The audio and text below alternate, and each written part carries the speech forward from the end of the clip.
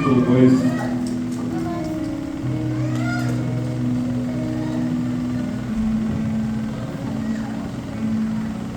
Glória a Deus.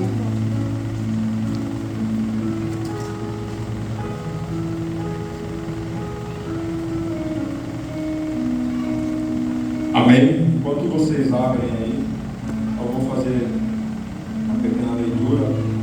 O tema dessa ministração, que eu já venho sendo ministrado por esse tema, é: não crie muros onde Deus criou pontes. Né? Esse tema ele saiu de um livro que eu li um tempo atrás e falou muito comigo, né? Compartilhei ainda com alguns irmãos, e é uma reflexão que a gente vai fazer essa noite. E uma pergunta vinculada no tema que eu vou deixar retórica aqui para a gente essa noite é: quais muros estamos construindo nas nossas vidas que nos afastam da verdadeira liberdade que encontramos em Cristo?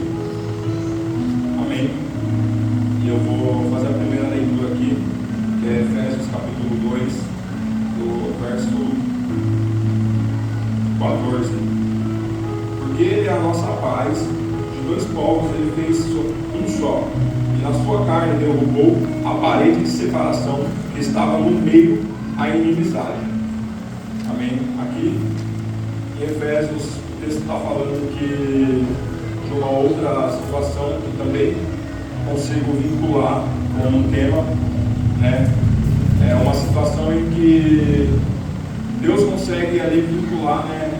Consegue juntar dois povos, né? Um muro, uma parede de inimizade existia ali, e Deus consegue vincular esses dois povos, mas ao mesmo tempo está tratando da separação, do muro de separação que havia entre Deus e os homens. Amém? O primeiro ponto é uma ponte de reconciliação que esse texto fala, né? A Bíblia vai dizer explicitamente: Cristo é a nossa paz e Ele veio para derrubar essa parede de separação que existia, né? O muro pode significar a inimizade, o pecado, né? A religiosidade extrema, né? E esse muro, ele cria barreiras, o texto vai dizer ali, entre judeus e gentios, né? Depois, se você quiser dar uma lida, era um muro que separava, né? Um muro de religiosidade que separava judeus dos gentios, né? E desta mesma maneira, este muro separava o relacionamento dos homens para com Deus. E a ponte pode simbolizar Jesus. Jesus não apenas apontando o caminho, mas sendo Ele o caminho. E o mais, Ele não nos espera do outro lado da ponte. Ele vai de encontro a cada um de nós, buscar cada um de nós para atravessar esta ponte. Aleluia. Amém. O segundo ponto, vou falar para vocês abrirem em outro texto, que é Romanos capítulo 8.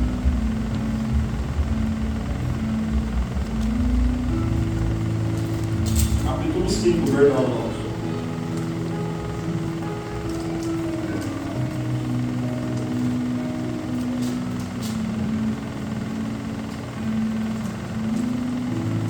Capítulo 5, verso 8. Eu vou ler aqui a partir do 6 para a gente ter um entendimento melhor do que isso quer dizer.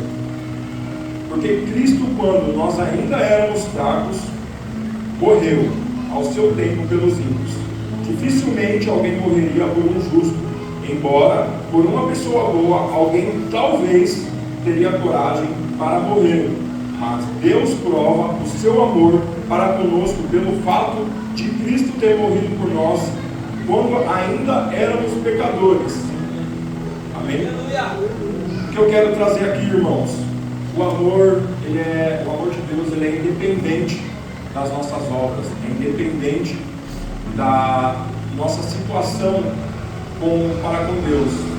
O texto vai dizer que é pouco provável, mas é provável que alguém morra por alguém que é bom.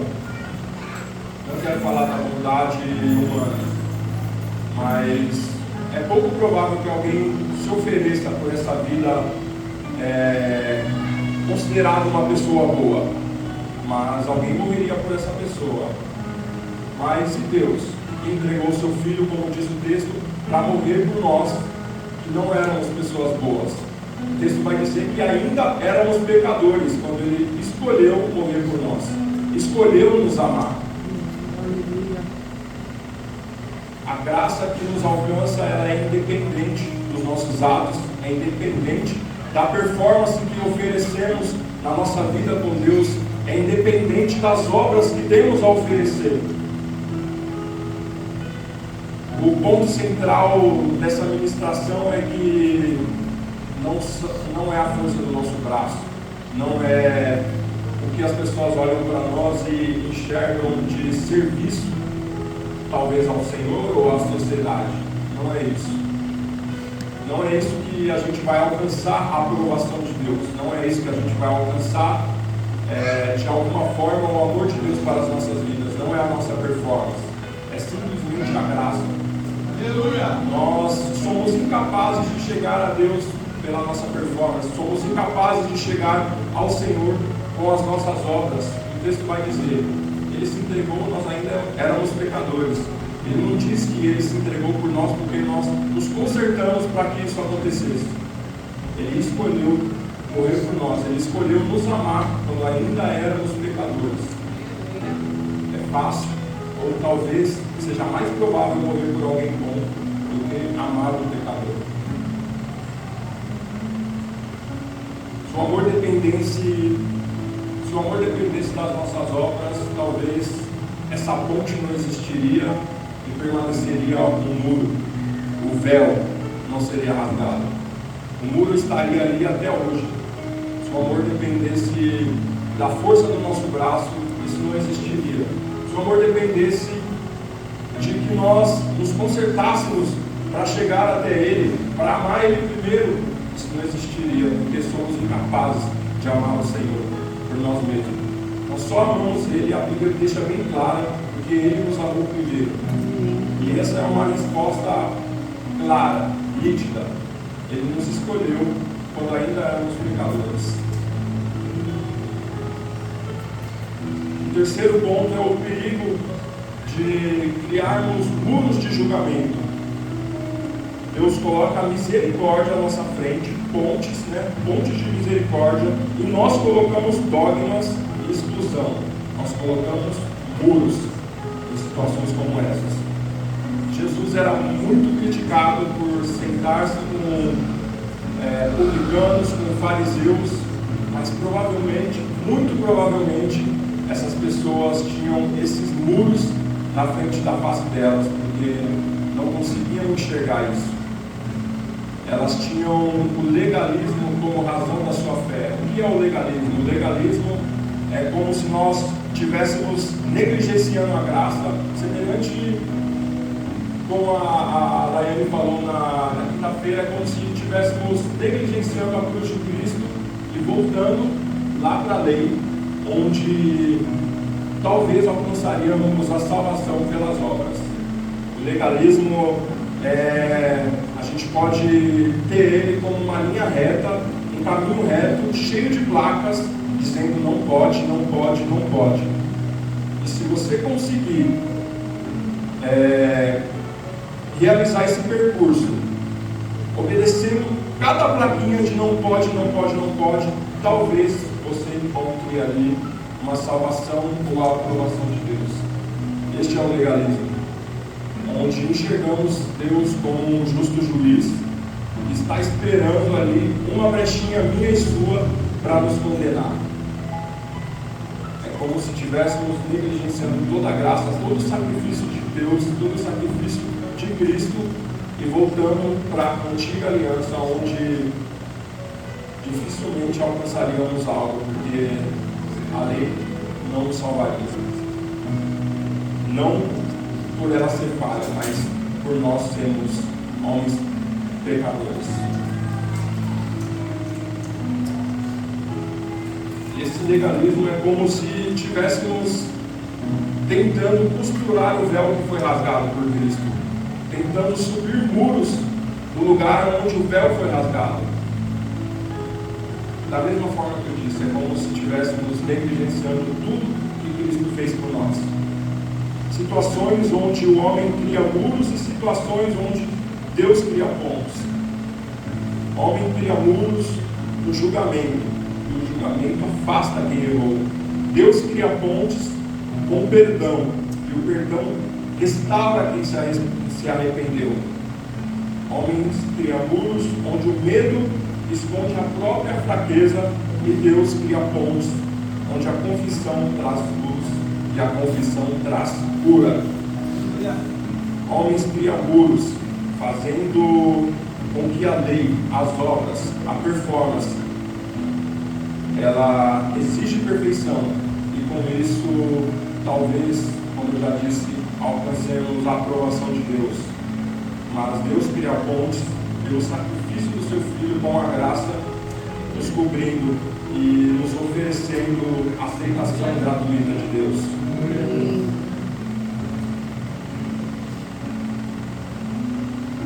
No fim das contas, como eu deixei anotado aqui, a gente consegue enxergar como Deus sendo um engenheiro de pontes para as nossas vidas.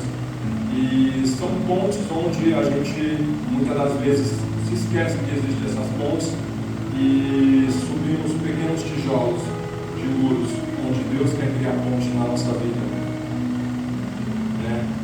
E como eu disse, Ele não nos deixa lá, fez a ponte e não nos deixa lá para atravessar sozinho. Ele nos ensina, Ele, como crianças, Ele vai ao nosso encontro, pega em nossas mãos e nos faz caminhar até atravessar essa ponte. Essa ponte, ela faz com que a gente saia de uma situação de inimizade com Deus e atravesse até chegar num ponto de relacionamento com Ele. Dois pontos que eu queria fixar aqui para a gente entender qual foi a razão desse tema, né? Muros onde Deus criou pontes. O legalismo e a graça. Foi dois pontos que eu refleti bastante, né? Nesses últimos 2 dias aí, eu já tinha pensado nessa ministração, mas esses foram dois pontos que eu refleti bastante. E o legalismo, ele faz isso, né? Foi um livro, o nome, se não me engano, era Legalistas em Transformação, algo do tipo, né? E o subtema era não criar muros onde Deus criou pontes, como se fosse um diário de uma mulher, e eu extraí essa lição, né? E identifique o legalista dentro de você para que esses muros não sejam construídos na sua fé. Esse muro, ele pode te dar medo, e o medo é um mecanismo de defesa que pode paralisar o seu desenvolvimento na fé. Então, identifique onde há legalismo no seu coração, no entendimento da sua fé. Esse legalismo, ele vai fazer você se enxergar como um pecador indigno. Não que você não seja, mas a palavra do Senhor vai te dizer que tem uma chance para você, tem uma esperança para você. E o sacrifício de Deus, que é agora a graça, ela cobre essa culpa que você tem. Ela cobre essa paga que você teria pelo seu pecado. Essa graça é como se fosse a moeda de troca que Deus deu em favor da sua vida. Era para você receber morte, mas agora você tem vida. Então Satanás não tem poder para te acusar, para de alguma forma cobrar algo de você. Você se vê numa situação talvez de pessoas indignas, né? E talvez isso possa paralisar a sua fé. Isso possa, de alguma forma, fazer com que você não cresça, não desenvolva na presença do Senhor, o que Deus tem para fazer na sua vida. Isso que o legalismo faz na sua vida. Negligencia a graça do Senhor. Mas a palavra do Senhor nos dá um entendimento de que a graça cobre tudo isso. Ela não vai te dar a chave para você continuar pecando, só porque ela cobre, acoberta e joga no mar do esquecimento todos os seus pecados. Não, a palavra do Senhor, ela ainda vai dizer que a graça, ela pode superabundar sobre o pecado, mas não é por conta disso que a gente vai continuar pecando para que ela superabunde cada vez mais. Não, Nós morremos com Cristo, nós ressurgimos com Ele para ter vida e vida em abundância. Vivendo com Ele. O pecado ele não deve fazer parte da nossa vida, mas devemos saber que morrendo com Ele, a gente deixa a velha natureza e ressurge a nova natureza, para que a gente viva com Ele, essa vida em abundância. O pecado, nós todos sabemos que ele destrói a nossa vida, destrói a nossa fé, ele paralisa, mas a graça ela é mais poderosa do que isso, mais poderosa do que a acusação do inferno, mais poderosa do que o medo que você pode sentir. O amor de Deus, ele lança fora todo medo. Você depositando o seu coração por inteiro diante do Senhor, o inimigo de nossas almas, a nossa mente que nos acusa, não tem poder nenhum sobre nós. Porque o amor de Deus lança fora do meio desse medo, talvez de não alcançar a salvação por sermos indignos. E mais uma vez, a graça é poderosa para nos transformar, para nos libertar, para nos trazer salvação. Amém? Foi um tema bastante curto, mas eu creio que foi profundo. Toda vez que eu tenho a oportunidade de ministrar a palavra, eu tento ao máximo, e eu acho que é a parte mais difícil da ministração que eu faço é tentar simplificar o que eu quero passar. Né? E creio que, de alguma forma, tenho falado com vocês. Amém? Eu peço que vocês orem a respeito disso, porque é um problema mais comum do que eu imaginava quando eu estava refletindo sobre. Quando eu compartilhei sobre com alguns amigos, com alguns irmãos, e estudando o tema, e realmente isso acontece com muitos de nós, mesmo sabendo, mesmo conhecendo a palavra. No livro onde eu li, a autora ela vai dizer: a minha teologia não era nem tão ruim assim, mas mesmo assim eu me vi cega nessa situação. Havia algo semelhante, como diz Paulo, escamas, né, nos olhos dela, espirituais, onde, mesmo ela entendendo este amor de Deus para a vida dela, ela, de alguma forma, se encontrava como uma legalista, onde precisava da aprovação de Deus pelas obras dela. Então ela vivia com medo de Deus.